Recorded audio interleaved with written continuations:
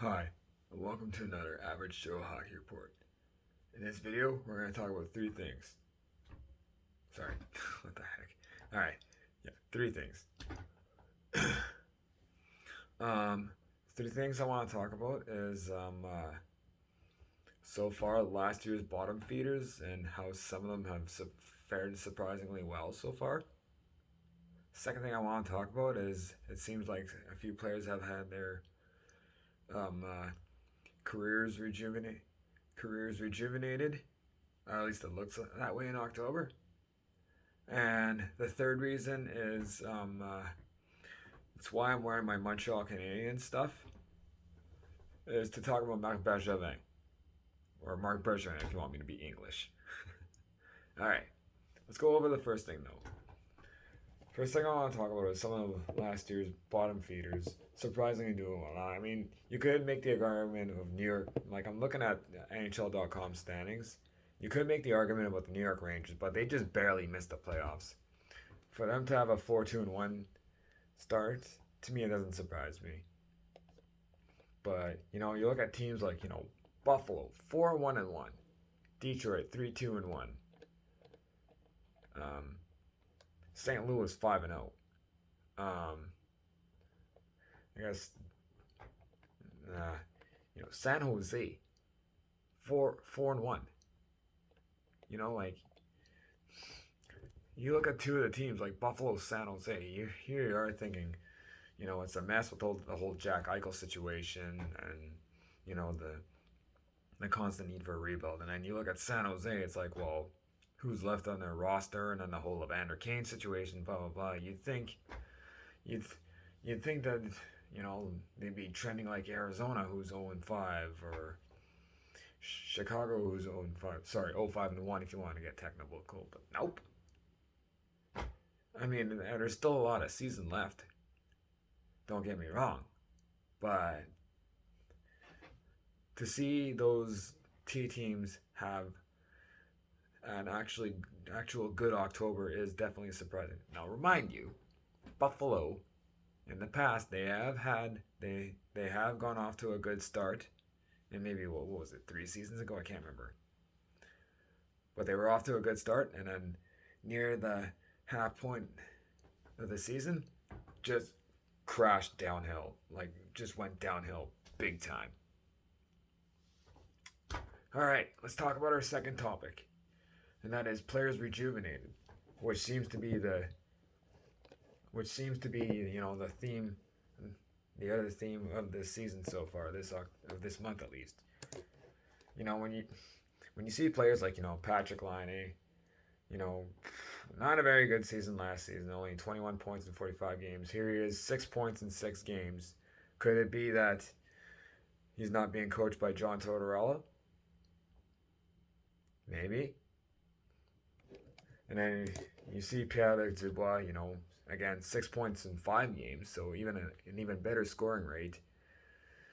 You also got like Shane Gostisbehere, look, I had him completely written him off. If you remember my 5 players that I have little to no hope for, Shane Gostisbehere was third on my list because I figured Arizona, not much offense, he's done. But nope, 4 points in 6 games. He had 20 points in 41 games last season with Philly, which is better than I thought it would be, for one, and decent considering he was coached by Alain Vigneault. But yeah, here he is, 4.6 games. Will it continue? Maybe. If it does, then he's definitely on pace of having a better points total than the past 2 seasons, for sure. The surprising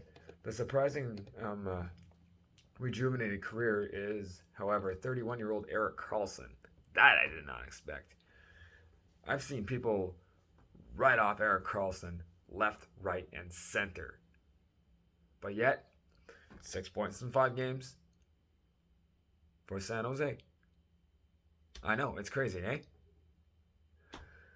Alrighty.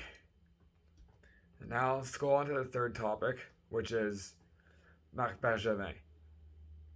The reason why I want to talk about Bergevin is we're seeing all the news and whatnot regarding the Chicago Blackhawks, you know, regarding, Stan Bowman resigning, and then, that meeting between Bowman, John McDonough, who was the president back then, Joel Quenneville, the coach, Jay Blunk, and Kevin Cheveldayoff, you know, and then you know, they've talked, I'm sure they've talked to Jonathan Toews, Patrick Kane, whatever, and then, there was many, people that have been talked to, whatever, okay? I feel like the one person that has been silent in all of this was Marc Bergevin, who at the time was the team's director of player personnel. The only time Bergevin would ever get mentioned was on social media or YouTube. That's it. That's it. And then people keep asking, so wait, Bergevin gets off scotch-free?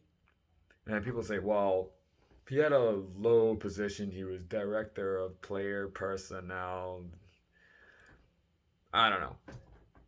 I watched I'm subscribed to the Hockey Guy on YouTube, and I watched his video regarding the Blackhawks investigation, and he did say that more heads are likely to roll. Now, it's possible they talked to Bergevin in the summer about this. I'm not sure. There's nothing. I don't know if he was talked to or like was even mentioned about the whole Blackhawks situation, considering he was a member of the team. I don't know. And now that more information's come out, could he get approached again about this if he has in the past? And he had to know about this. He had to.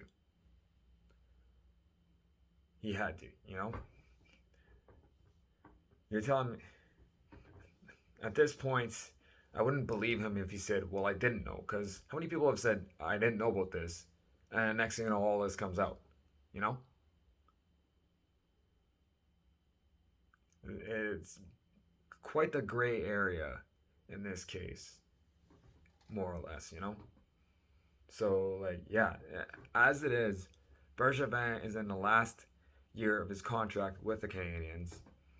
And you can't tell me that with what happened with the Blackhawks back then while he was with the organization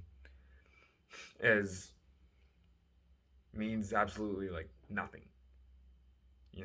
Because he was with the organization when the incident happened. You can't tell me it's just nah. It's nothing. No, I don't know. I have a hard time believing that. I mean, so I'm not saying that Bergevin is guilty of something or innocent or whatever. It's right now. I guess he is innocent until proven guilty. However, I don't know. Yes, a part of me is saying all this because haven't necessarily been happy with how he's handled the Montreal defense, especially since they haven't really had a solid left-handed defenseman since Andrei Markov was gone. But I don't know. I just think there's got to be a bit of.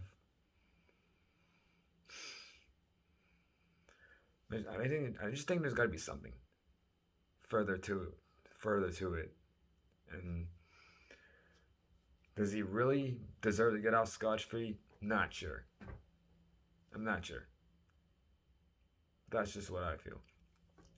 This video is basically mostly based on opinion and may have no outcome as to how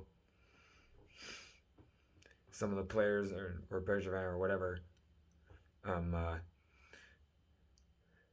how you get the point, how it goes along around the season or whatever. Okay, yeah. So remember, folks, if I'm wrong, don't belittle me, educate me. Because remember, this is Average Joe Hockey Report, which is which is hockey based on a perspective of an average Joe. Now, okay. So don't forget, people. Subscribe to Don't forget to follow my channel, my Instagram channel, Average Joe Hockey Report, and my YouTube channel, Marty Tommy, in parentheses, Average Joe Hockey Report.